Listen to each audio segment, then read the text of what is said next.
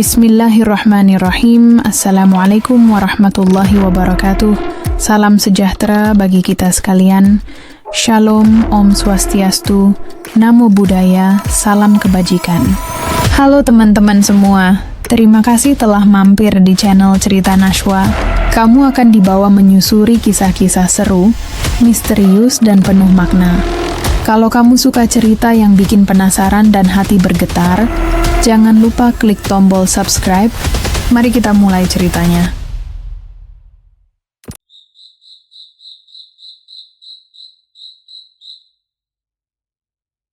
Kalian tahu kenapa aku nggak pernah punya kaca lagi di kamar? Nggak ada cermin kecil, apalagi yang gede. Bahkan di toilet umum pun aku cuma cuci tangan sambil nunduk. Bukan karena trauma, tapi karena aku tahu mereka masih ngikutin. Aku pernah lihat sendiri sesuatu yang nggak bisa dijelasin logika. Dan kalau kalian pikir ini cuma cerita buat nakutin orang bodoh, karena aku udah pernah ngalamin dan nyaris mati di dalamnya. Waktu itu, aku ngelihat bayanganku sendiri di cermin, ngerobek kulit mukanya pelen-pelen, mulai dari bawah mata, terus ke pipi sambil senyum. Darahnya netes deras, tapi dia tetap nyengir. Sakitnya, kayak aku sendiri yang disayat. Tapi itu bukan hal paling gila. Hal paling bikin aku pengen muntah adalah waktu bayanganku ngerangkak keluar dari cermin, tangan dan kuku panjangnya nancep di lantai. Gerakannya pelan, napasnya bau bangkai. Dan matanya putih semua. Tapi dia tetap bisa ngeliat aku. Aku jerit sampai tenggorokan, rasanya koyak. Tapi suara kayak ketelan udara. Dan saat aku mau kabur, dia ngomong satu kalimat yang sampai sekarang masih keputar di otakku tiap malam. Gantian ya, Sekaron yang di dalam. Dan ya, waktu kalian denger cerita ini, siapa tahu aku masih belum keluar. Atau yang kalian lihat selama ini bukan aku. Aku pindah ke kos ini karena kepepet. Gajiku pas-pasan dan kos lama naik harga. Jadi waktu nemu tempat ini yang murah banget, aku langsung ambil. Meskipun lokasinya di gang sempit, yang motor aja mesti pelan. Kalau lewat, kosnya cuma ada 7 kamar. Lorongnya gelap, lampunya kedip-kedip, kayak napas terakhir lilin. Aku dapat kamar paling pojok, di ujung lorong, pintu kayu lapuk, gagangnya longgar, dan waktu pertama kali dibuka, bau apek langsung nyambut. Kayak kamar itu udah lama dikubur, dan baru digali lagi. Kamarnya sempit, cuma cukup buat kasur tipis, meja kecil, dan satu lemari tua. Tapi yang paling bikin aku nggak nyaman ada, satu cermin besar berdiri di sudut ruangan, tepat berseberangan sama kasur. Ukurannya tinggi, hampir 2 meter. Bingkai kayunya retak-retak, dan kacanya nggak bening, kelihatannya kusam, kayak habis dipenuhi uap rokok dan debu. Tapi yang waktu aku coba geser cermin, itu nggak bisa dipindah. Aku tarik, aku dorong, tetap diam, kayak ditempel mati di lantai.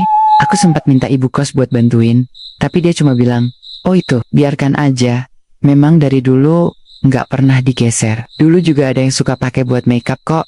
Dia ngomong itu sambil senyum, tapi kayak dipaksa. Dan setelah dia pergi, aku perhatikan lagi kaca cermin itu. Nggak pantulin bayangan kamar dengan sempurna. Ada bagian gelap di pojok kanan atas. Hitam total. Nggak ada pantulan, cuman gelap. Malam pertamaku di situ, aku tidur miring, ngebelakangin cermin. Tapi tetap aja, rasanya kayak ada yang ngeliatin dari belakang. Dingin di tengkuk, berat di dada. Dan aku ngerasa kamar itu nyimpen sesuatu. Tapi waktu itu, aku belum tahu seberapa parahnya. Aku pikir cuma soal adaptasi. Ternyata aku salah besar. Dari pertama kali aku masuk, aku udah ngerasa aneh sama cermin itu. Bukan cuma karena ukurannya yang gak wajar buat kamar sempit kayak gitu, tapi karena rasanya kayak ada mata di balik kaca itu. Setiap aku ngelirik ke arah cermin, refleksi diriku selalu kelihatan. Terlalu pas, terlalu cepat nangkep gerakan. Bahkan kadang kayak nyusul gerakanku 1 detik lebih cepat.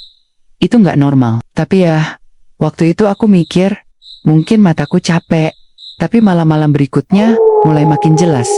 Aku coba cuek, baca. Diriku sibuk, main HP, nonton series pakai headset. Tapi tetap aja, setiap kali aku berhenti dan nengok ke cermin itu, aku ngerasa diperhatiin. Bukan kayak cermin yang mantulin bayangan, tapi kayak ada yang lagi natap balik, ngenilai, nunggu. Sialnya, posisi kasurku tepat di depan cermin. Jadi mau nggak mau, tiap kali tidur telentang, aku bisa lihat bayanganku sendiri di sana. Berdiri, ngeliatin balik. Aku pernah nutupin pakai kain tapi paginya, kain itu udah jatuh sendiri. 2 kali. Selalu jatuh, selalu ke arah dalam kamar. Suatu malam, aku coba eksperimen. Aku duduk depan cermin, lampu dimatiin, gelap, total. Tapi pakai senter HP, aku nyorot ke mukaku sendiri. Awalnya normal, tapi pas aku miringin kepala sedikit, refleksinya nggak ikut. Aku diem, nafasku nahan, senter masih nyorot. Dan aku lihat jelas bayanganku masih ngadep ke depan. Padahal, aku udah noleh ke kiri. Itu bukan ilusi, bukan bayangan, itu makhluk lain. Dan waktu aku mau matiin senter, cermin itu senyum. Tapi bukan aku yang senyum. Itu pertama kalinya aku sadar ada yang hidup di balik kaca itu. Dan dia udah ngeliatin aku dari hari pertama. Malam itu aku capek banget. Badan rasanya remuk. Aku pulang kerja jam 11 malam dan langsung rebahan sambil nyolok headset, puter playlist. Volume full, musik keras, biar otakku nggak mikir macem-macem. Kok sepi banget? Kayaknya semua kamar udah tidur, lampu lorong mati, kamar cuma nyala, lampu tidur yang temaram. Cermin masih berdiri di pojok, nunggu kayak biasanya. Aku pejam mata, musik terus muter, tapi entah kenapa ada perasaan aneh di dada. Nggak nyaman, nggak bisa dijelasin. Rasanya kayak kamar makin dingin dan udara makin berat. Dan tiba-tiba musik mati. Bukan kepos, bukan lagnya selesai, mati total. Leotnya masih nyala, tapi lagu berhenti. Aku buka mata, bingung, HP nggak nge-lag. Aku pencet play, enggak bisa. Tiba-tiba layar meredup sendiri. Padahal, baterai masih ada 40%. Sebelum aku sempat bangun buat ngecek colokan, aku dengar suara pelan, halus, kayak suara orang bisik-bisik di dekat telinga.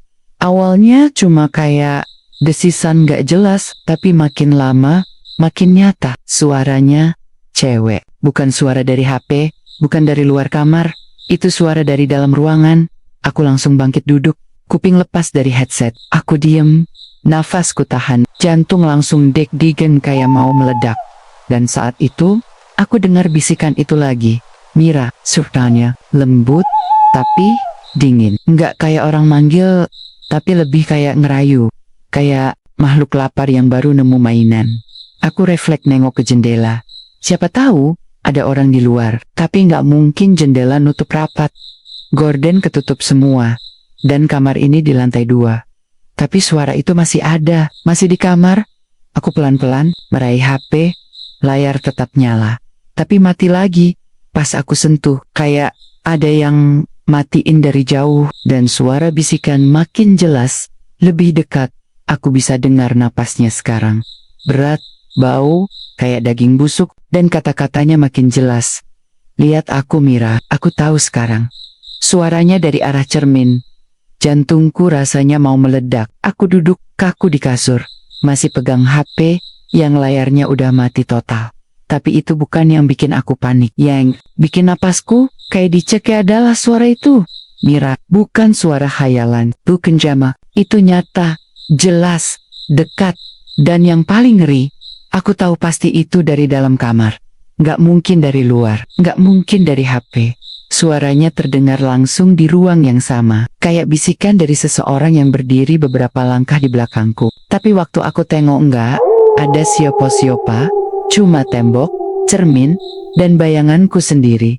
Aku mulai keringatan, punggungku basah, meskipun kamar dingin kayak kulkas. Kupingku masih nyari-nyari suara, tapi sekarang hening. Sunyi total, sampai aku dengar langkah kaki, pelan, berat, gesekan di lantai. Mira, bisikan itu kedengeran lagi. Sekarang, dari arah pojok kamar, di balik lemari. Suaranya kayak berasal dari lubang kecil, tapi tembus langsung ke otak. Aku berdiri, pelan, mataku susuri, ruangan, tapi nggak ada yang aneh. Sampai aku nengok ke arah cermin. Dan aku lihat bayanganku. Nggak berdiri di posisi yang sama kayak aku. Aku berdiri di depan kasur, tapi di cermin, aku lebih dekat ke kaca. Tanganku nyentuh bingkai. Kepalaku miring. Dan wajahku di sana tersenyum. Aku mundur, pelan-pelan. Tapi bayanganku nggak mundur. Dia tetap di sana. Senyum makin lebar, bibirnya bergerak lagi. Tapi kali ini, dia nggak cuma bisik.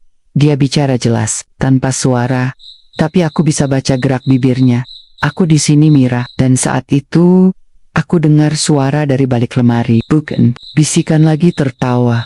Pelan, serak, panjang. Kayak suara perempuan yang tenggorokannya penuh darah. Aku berdiri kaku, badanku dingin. Tapi tanganku basah oleh keringat. Seluruh sarafku kayak ditarik paksa buat tetap tenang. Padahal otakku udah teriak-teriak.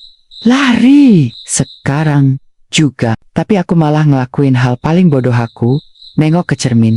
Dan disitulah semuanya makin jelas. Makin salah. Bayangan di dalam cermin itu bukan aku. Bajunya sama. Rambutnya sama. Tapi matanya terlalu hitam. Terlalu dalam, dan dia berdiri lebih dekat dari yang seharusnya. Aku tahu aku gak senyum, tapi refleksi itu senyum, pelan, mengerikan, kayak seseorang yang baru nemu daging segar. Aku mundur selangkah, bayangan itu gak ikut mundur. Aku naikin tangan, refleksiku diem. Aku tuh miringin kepala, refleksiku tetap tegak. Dan saat itu, mulutnya mulai bergerak, tapi suara yang keluar bukan dari cermin. Suaranya langsung terdengar di dalam kamar, tepat di kupingku. Padahal, bibir itu kelihatan bergerak dari balik kaca. Aku udah lama di sini. Pelan, jelas, dan dingin. Aku menjerit. Suara itu nyatu sama tawaku sendiri, yang berubah jadi panik. Aku lari ke pintu. Putar, kenapa enggak? Bisa dibuka. Kuncinya masih di dalam. Tapi muternya keras banget. Kayak udah berkarat semalaman. Kayak kamar itu nggak pengen. Aku keluar, dan cermin itu masih di situ. Masih berdiri angkuh, masih menampilin versi aku yang bukan aku. Dia nyengir makin lebar, terus bilang lagi, aku nunggu kamu tidur. Lalu dia angkat tangannya, dan garuk kulit pipinya sendiri, sampai sobek. Darah hitam netes pelan dari wajah refleksi itu. Tapi dia tetap senyum. Kayak rasa sakit itu. Aku lempar bantal ke cermin, tapi yang kena cuma udara. Bantal itu nembus kaca, hilang, nggak mantul, dan aku sadar, itu bukan cermin, itu pintu. Pintu ke sesuatu yang selama ini ngeliatin aku dari sisi lain. Refleksi di cermin itu masih senyum, masih gerak-gerakin bibirnya. Pelan si Liola nyihir pikiranku, pelen-pelen, buat ikut dia masuk ke dalam sana. Tapi sialnya, bukan, itu yang paling bikin aku gemetar. Tangan kanannya mulai keluar dari permukaan kaca. Bukan bayangan lagi, bukan refleksi, tapi benda nyata, kulit pucat, kuku panjang hitam, keluar pelen-pelen, kayak lendir merayap dari celah tipis. Ujung jarinya nempel di bingkai cermin. Dan aku bisa dengar bunyi crack-crack. Saat kuku itu gesek kayu tua, aku langsung teriak, second keng-keng-kengnya. Tanpa mikir apa-apa lagi, aku lari ke pintu. Dobrak pakai bahu, tendang, hantam, pakai apapun yang sempat kurai. Kunci, akhirnya muter. Aku buka paksa, pintu ngejret ke samping. Dan aku lari keluar tanpa lihat belakang. Nggak peduli HP, nggak peduli dompet, nggak peduli sendal sekalipun. Yang penting, keluar dari situ.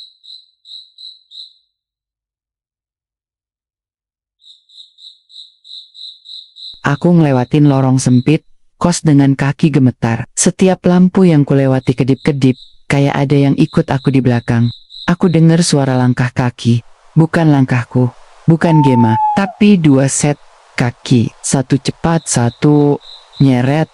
Kayak ada yang nyeret kakinya dengan kuku seret ke lantai. Aku gak berani nengok. Napas udah kayak orang mau mati. Jantung kayak mau meledak. Begitu nyampe ke depan pagar kos, aku tendang gerbang kecil itu sampai bunyi nyaring. Aku lari terus, tanpa tujuan. Yang penting jauh dari kamar itu, jauh dari cermin itu.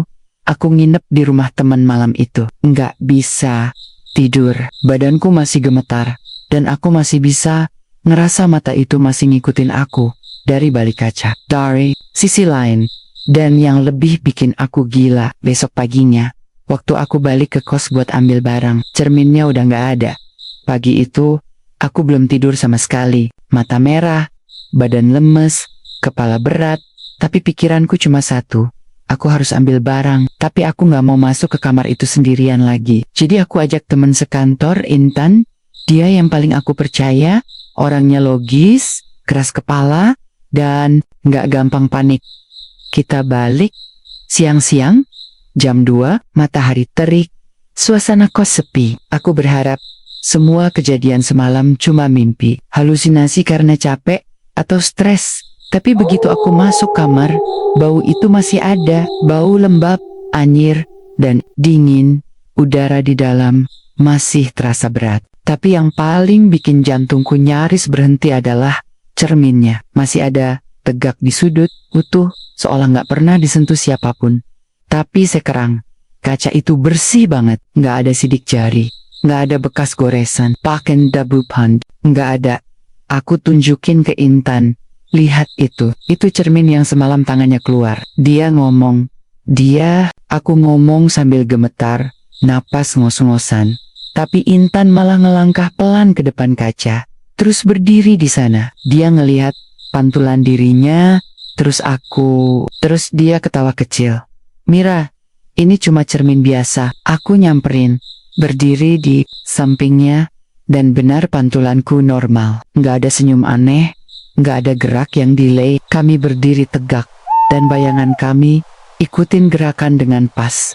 Intan nyoba goyang-goyangin tangannya, lompat kecil, dadah ke kaca. Semuanya mantul seperti seharusnya. Dia nengok ke aku, terus bilang pelan, agak khawatir. Lo nggak tidur kan? Lo panik semalam. Kayaknya lo halu. Aku mau marah, mau bilang itu nyata, mau sumpah demi Tuhan. Tapi aku sendiri bingung. Kenapa sekarang biasa aja? Kenapa dia nggak lihat apa yang aku lihat? Tapi sebelum kami keluar kamar, aku melihat satu hal kecil yang bikin darahku beku. Bayangan di cermin, ngedipin mata ke arahku. Tapi aku nggak ngedip. Malam itu, aku nekat tidur lagi di kamar. Lihat pantulan kami biasa aja siang tadi. Aku pikir mungkin semuanya cuma efek stres. Mungkin memang aku butuh tidur panjang. Reset kepala, aku kunci pintu, pasang musik pelan, dan tidur sambil peluk guling. Lampu mati, jendela tertutup rapat. Sekitar jam 2 pagi, aku mulai ngerasa aneh. Antara mimpi dan sadar, tubuhku berat banget, nggak bisa gerak, mataku pengen kebuka. Tapi kelopak ini rasanya dikunci paksa. Aku ngerasa ada tubuh lain di atas tubuhku, berat, dingin, napasnya kasar, bukan kayak suara laki-laki, tapi juga bukan perempuan. Tangannya dingin, jari-jarinya panjang, kasar, basah. Aku nggak bisa teriak, tenggorokanku ketahan, kayak dicekik pelan, tubuhku ditindih keras. Kaki terasa dicekal, ada sesuatu yang enggeles. Perutku naik ke dada, lalu ke leher. Aku pikir ini sleep paralysis, tapi saat aku maksa buka mata, aku ngelihat bayangan tubuh hitam kelam di atas badanku. Mukanya kabur, rambutnya panjang, mulutnya robek sampai ke pipi. Dia nunduk, dan lidahnya menjulur panjang banget, menjilat daguku pelan-pelan. Aku jerit sekuat mungkin, tapi nggak ada suara. Dia bisik di kupingku pelan, dingin, penuh lendir. Enak ya? Lalu, semuanya gelap. Aku pingsan. Waktu aku kebangun, matahari udah masuk lewat jendela. Aku ngelihat sekeliling. Spray acak-acakan, keringat dingin, nempel di punggung. Tapi yang paling bikin aku langsung bangun, bajuku kebuka setengah. Bukan cuma kancing atas, tapi seluruh bagian depan kayak disobek kasar. Aku nggak mimpi. Ada yang masuk kamar, ada yang nyentuh aku, ada yang nindih aku. Dan waktu aku nengok ke cermin aku, ngelihat bayanganku masih tidur, dan makhluk itu masih di atas tubuhku di sana.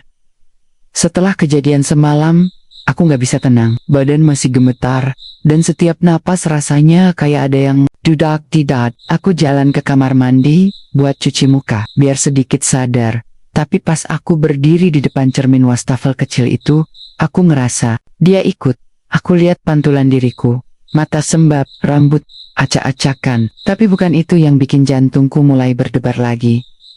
Ada sesuatu di belakangku. Samar, hitam, berdiri diam di pojokan. Enggak bergerak tapi tinggi, kurus, nggak punya wajah. Aku langsung nengok ke belakang. Kosong, nggak ada siapa-siapa. Bahkan pintu kamar mandi masih terbuka lebar. Tapi waktu aku balik ngadep cermin, bayangan itu masih di sana. Masih berdiri, masih diam. Dan sekarang lebih dekat, kayak dia maju satu langkah. Waktu aku nengok barusan, tanganku langsung gemetar. Keringat dingin turun dari pelipis. Aku naikin tangan pelan, nyoba pastiin refleksiku masih ngikutin. Dan iya, pantulanku masih ikut gerakanku. Tapi bayangan itu nggak gerak sama sekali. Dan waktu aku perhatiin lebih detail, dia juga ngadep ke arahku, bukan ngadep ke cermin. Maksudku, kepalanya langsung nengok ke aku. Bukan bayanganku, tapi ke aku yang asli. Itu nggak logis. Itu bukan pantulan. Itu sosok lain. Aku mundur pelan. Bayangan itu maju pelan, kayak main catur diam-diam. Satu langkah, satu napas, satu teror. Dan pas aku kepleset dikit karena lantai licin, aku sempet nggak fokus. Cuma 1 detik. Waktu aku lihat lagi, dia udah hilang. Tapi cermin itu aku tahu. Sekarang bukan sekadar benda. Itu jendela. Atau mungkin itu lubang. Dan sesuatu dari sana udah masuk ke sini. Aku tidur dengan lampu nyala malam itu. Semua jendela ku tutup rapat. Tirai digantung double. Pintu ku kunci. Bahkan ku letakkan kursi di depan sebagai pengganjal. Tapi tetap aja, aku nggak bisa tidur. Kepalaku muter terus, tiap detik terasa kayak disorot. Rasanya kayak ada yang ngintip dari balik sesuatu. Padahal aku sendirian jam 3 pagi. Aku baru mulai ngantuk. Musik kecil dari ponsel ku dengerin pakai earphone sebelah. Tapi pas aku mulai merem, krak, sesuatu bunyi dari arah cermin. Awalnya pelan, lalu terdengar jelas. Kayak kuku gesek kaca. Aku langsung duduk, tegak, napas nahan. Tiba-tiba, tanganku kesentuh sesuatu. Dingin, basah, licin, tapi mencengkeram. Aku nengok ke samping, dan sialnya, dari dalam cermin, ada tangan keluar. Bukan cuma keluar, tapi narik tanganku ke arah kaca. Kukunya panjang, hitam, bau amis, darah, dan bangkai langsung nyamber ke hidungku. Ujung jarinya tajam, nancep ke kulitku. Sampai perih. Aku langsung jerit dan tendang ke arah cermin. Kakiku nabrak kaca keras, dan tangan itu ngeloyor mundur cepat, kayak disedot lagi ke dalam. Tapi sebelum menghilang, dia sempat nyakar lengan kananku. Lukanya panjang, dalam, berdarah. Tapi anehnya, begitu kulihat lebih dekat, bekas cakarnya hitam, kayak luka bakar. Aku lari keluar kamar sambil nahan darah. Kali ini aku benar-benar yakin, makhluk itu pengen aku masuk ke cermin. Bukan lagi sekadar nakutin, bukan cuma liatin, tapi narik aku ke dalam dunianya. Dan yang lebih gila, waktu aku nengok ke arah cermin sebentar sebelum keluar, pantulan di kaca nunjuk ke arahku, dan tersenyum. Pagi itu, aku bangun dengan badan pegal, kepala berat, dan rasa nyeri di lengan kanan bekas cakaran semalam. Masih merah gelap, tapi bukan itu yang bikin aku langsung bangun dan lompat dari kasur. Lantai, ada jejak kaki. Kecil-kecil, seperti kaki anak kecil. Tapi bentuknya aneh, jari-jarinya terlalu panjang, dan bagian tumitnya kayak belah dua. Jejak itu basah, dan mengarah lurus dari depan cermin ke samping kasurku. Bukan 1-2 tapak, tapi banyak bolak-balik, seolah ada yang jalan pelan di situ. Semalaman, aku langsung lihat kakiku, masih pakai kaos kaki, kering, bersih. Aku tahu pasti aku nggak pernah bangun semalam. Pintuku pun masih terkunci dari dalam. Jendela juga dikunci rapat. Bahkan, aku selotip bagian bawahnya, karena angin sering masuk. Jadi, siapa yang bikin jejak itu? Aku coba bersihin pakai kain pel. Tapi, bekasnya nggak bisa hilang. Malah, pas aku pel satu, tapaknya muncul lagi setelah aku balik badan. Seolah ada yang isengin aku. Jalanin ulang jejaknya, pas aku nggak lihat. Dan waktu aku jongkok, untuk pastiin lebih dekat, aku baru sadar satu hal. Jejak itu nggak cuma dari cermin ke kasur, tapi juga ada yang balik lagi, dari kasur ke cermin. Jadi apapun itu, dia berdiri di sampingku semalaman, lalu masuk lagi ke dalam kaca. Aku nggak bisa mikir jernih lagi. Aku cuma bisa duduk diam di pojok kamar, sambil natap cermin yang berdiri diam, tapi penuh jejak dan cerita menjijikkan yang tak kelihatan oleh mata biasa. Akhir-akhir ini, aku makin susah tidur. Bukan cuma karena cermin sialan itu, tapi dinding kamar ini mulai berisik, terutama dinding di belakang cermin. Dari luar, tembok itu biasa. Catnya kusam, ada tambalan bekas bocor di pojok, dan permukaannya agak lembab. Tapi malam-malam, dia mulai getar sendiri. Bukan suara pipa, bukan suara tikus, tapi kayak ada yang ngetok pelan dari balik sana. Kadang cuma satu ketukan, kadang 2 kali. Pernah suatu malam, ritmenya aneh, kayak ada yang ngetuk pakai kuku. Cepat, pendek-pendek, lalu berhenti. Aku coba tempelkan telinga ke dinding, deg-degan, tapi rasa penasaran lebih besar. Dan saat itulah, aku dengar suara ketawa kecil, pelan, cekikikan. Bukan suara perempuan, bukan suara pria, tapi anak kecil. Tapi bukan ketawa lucu kayak anak-anak main. Ini suara cekikikan dingin, licik, nggak punya empati. Kayak suara bocah yang baru mukulin hewan sampai mati dan nikmatin itu. Aku langsung mundur dari tembok, napas ngos-ngosan. Tapi suara itu masih kedengaran. Walau, hehe, lalu hening. Aku tatap cermin di sudut ruangan. Datar, diam. Tapi sekarang aku tahu, di balik kaca itu bukan dinding kosong, bukan semen, tapi sesuatu yang berongga, berisi, hidup. Mungkin ruang, mungkin lorong, atau mungkin kamar lain, dan anak kecil yang tinggal di sana tahu aku ada di sini. Akhirnya, setelah melam-mulam yang bikin gila, aku nekat tanya ke ibu kos. Nggak pakai basa-basi, aku langsung bilang, "Bu, kamar saya ada yang nggak beres." Ibu kos diem, mula senyumnya hilang seketika. Awalnya dia cuma bilang, "Namanya kamar tua." "Mbah, pasti ada hawa-hawa gitu." Tapi aku tekan terus, dan akhirnya, dengan nada pelan, matanya nggak mau lihat aku, dia ngomong, "Dulu, ada yang pernah tinggal di situ.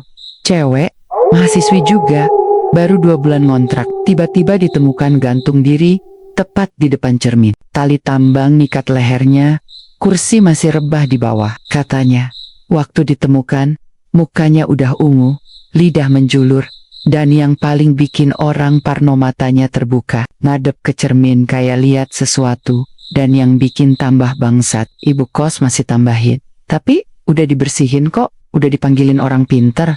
Kamarnya juga udah diberkahi." Bullshit. Kalau emang udah diberkahi, kenapa setiap malam cermin itu makin hidup? Kenapa ada jejak kaki dari kaca ke kasur? Kenapa ada yang tarik tanganku? Dan kenapa suara cekikikan anak kecil masih kedengeran dari balik dinding? Dan yang lebih gila, kenapa wajah mayat itu terus muncul di cermin? Ya, wajahnya, lehernya lebam, matanya menatap. Kadang dia muncul hanya setengah detik, kadang lebih lama. Tapi aku tahu itu bukan halusinasi. Cewek itu masih ada di kamar ini. Atau mungkin bukan cuma dia, tapi sesuatu yang datang setelah dia mati. Pagi itu, aku bangun dengan rasa mual yang gak bisa kutahan. Bukan mual biasa. Ini kayak isi perutku sendiri pengen keluar. Kayak tubuhku pengen nolak sesuatu dari dalam. Aku lari ke kamar mandi, sambil nahan tenggorokan, dan langsung muntah di wastafel. Tapi yang keluar bukan makanan. Yang keluar adalah rambut. Segumpal, panjang, hitam, kusut. Bukan 1-2 helai, tapi sejumput penuh. Sampai-sampai mulutku tersedak, dan hidungku perih, karena ikut kemasukan. Teksturnya lengket, bau busuknya tajam, seperti bangkai lama, yang terendam air got. Aku panik, narik-narik gumpalan itu keluar dari kerongkongan, sambil terbatuk, dan berlinang air mata. Rasanya kayak narik benang keluar dari tubuh sendiri, dan aku nyaris pingsan, karena panik dan jijik. Waktu semuanya akhirnya keluar dan kulihat isi wastafel. Rambut itu bukan milikku. Warna hitamnya terlalu pekat, ujungnya rusak parah. Beberapa helaian bahkan kayak bekas terbakar, dan yang paling bikin lututku lemas, di ujungnya ada kulit kepala kecil yang masih nempel. Aku menatap bayangan diriku sendiri di cermin kecil di atas wastafel. Mukaku pucat, tapi pantulanku tersenyum, dan mataku pantulanku menyempit, menikmati Sesuatu dari dalam kamar itu sudah masuk ke tubuhku, dan sekarang dia mulai keluar satu persatu lewat mulut. Cermin itu sekarang udah kayak musuh pribadi. Dulu aku cuma lihat bayangan biasa, tapi makin kesini, muka yang muncul di sana bukan aku lagi. Secara gerak, iya, masih ngikutin. Kalau aku angkat tangan, dia juga angkat tangan.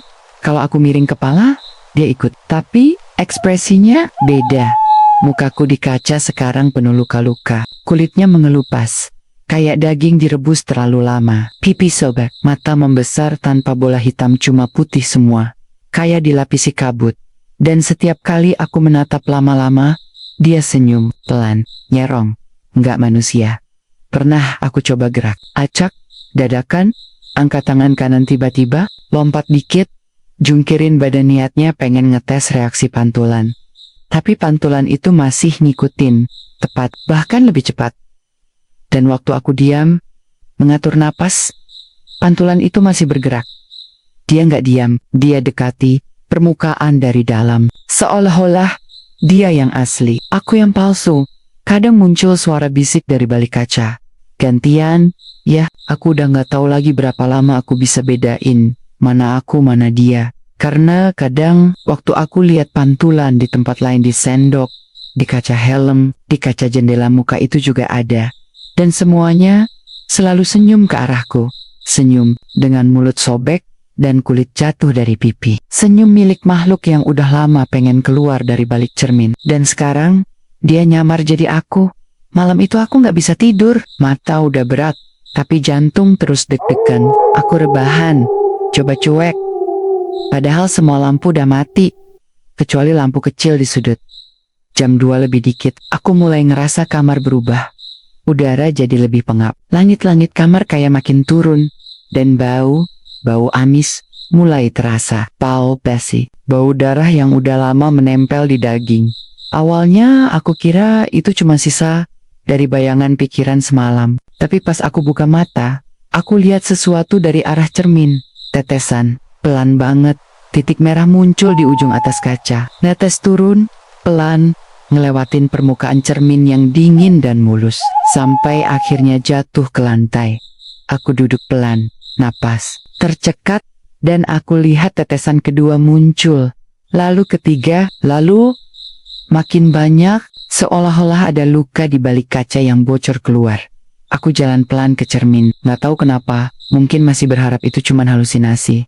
Tapi waktu aku colek satu tetesan itu, dan cium, baunya tajam banget, amis, asam, bukan cat, yuptan, karat, tapi darah segar. Tangan kiriku gemetar, dan waktu aku lihat bayanganku di cermin, pantulanku nangis darah. Serius, air mata merah netes dari matanya. Walau aku nggak nangis sama sekali, dan mulutnya bergerak tanpa suara, bukalah aku. Siktek, kaca retak sedikit di ujung kanan. Bunyi, krek, kecil, seperti ada tekanan dari dalam yang mau keluar. Aku mundur, tapi aku tahu satu hal pasti. Cermin itu udah nggak cuma hidup, dia mulai robek, dan isinya nggak pengen diam di dalam lagi. Aku pikir aku masih bisa bertahan, masih bisa ngelawan. Tapi malam itu, cermin nggak cuma ngasih teror, dia nyerang.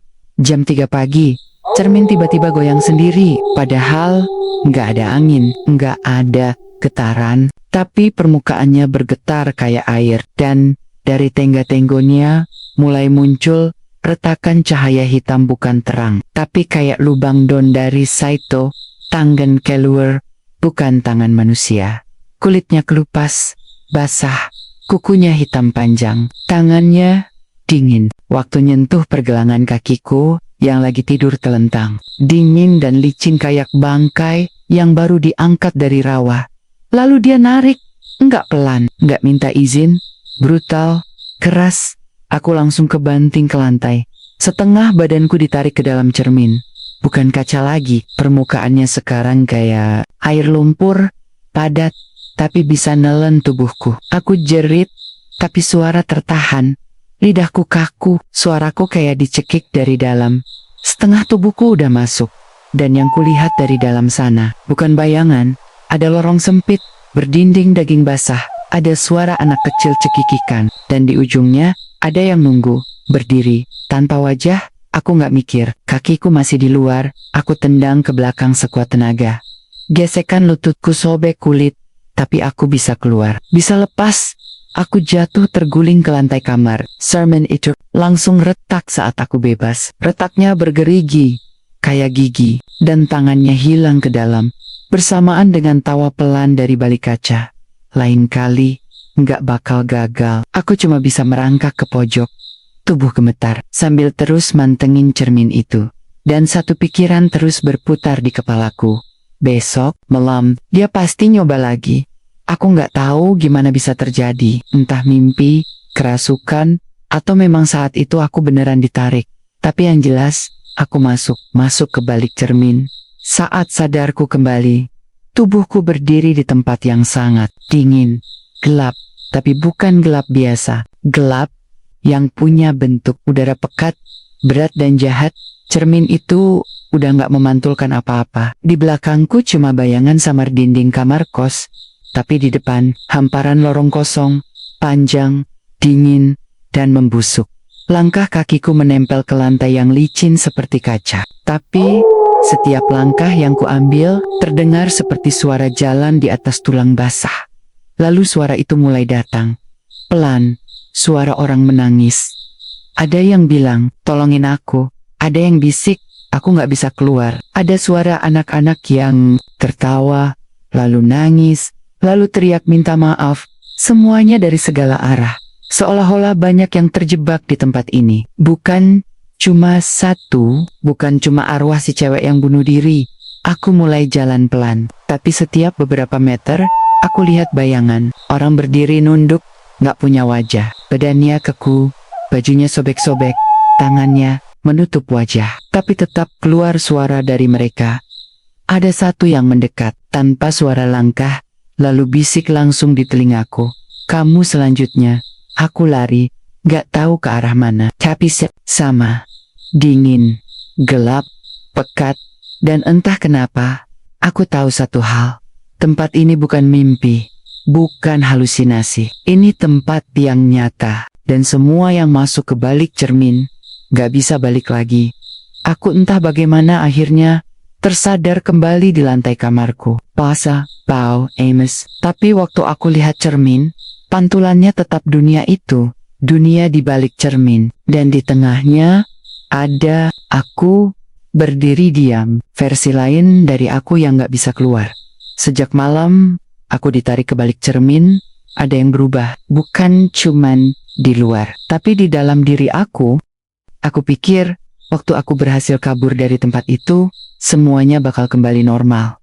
Tapi rasanya, kayak ada yang ikut keluar bareng aku, atau malah aku yang sekarang bukan Mira yang masuk tadi malam. Teman-temanku mulai komentar, katanya aku jadi beda, mataku lebih kosong, tatapanku dingin, nada bicaraku kasar, tajam, tanpa perasaan. Yang paling sering mereka bilang, kamu gak kayak biasanya Mir. Dan yang paling bikin aku merinding, waktu aku bercermin, bayanganku sekarang normal, terlalu bersih, terlalu pasrah, kayak aku yang di dalam sana udah diganti. Kadang aku ngerasa ada dorongan aneh dalam diri, keinginan buat nyakitin diri sendiri, atau lebih parah, keinginan buat ngeliat orang lain menderita. Aku ngelamun tanpa sadar selama berjam-jam, tapi pas sadar, tanganku berdarah. Ada bekas cakaran sendiri di paha, di lengan, di leher, dan aku gak ingat ngelakuin itu. Malam-malam, aku bangun sambil nangis, kadang lagi berdiri depan cermin, padahal aku gak merasa bangun. Dan waktu itu terjadi, aku lihat diriku tersenyum di sana. Tapi mulutku sendiri kaku. Aku mulai tanya ke diri sendiri, apa aku ini Mira yang asli? Atau cuma kulit kosong yang diisi sesuatu dari balik cermin? Dan yang paling menakutkan dari semua, ini adalah satu momen yang belum pernah aku ceritakan.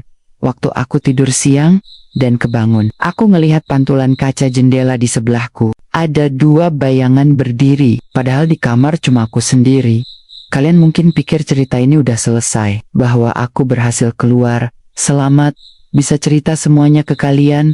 Tapi dengerin baik-baik, aku masih di sini, di dalam di balik cermin itu. Yang kalian lihat sekarang yang bicara, yang tertawa, yang posting foto, yang kelihatan baik-baik aja itu bukan aku. Itu cuma kulit, boneka, wadah.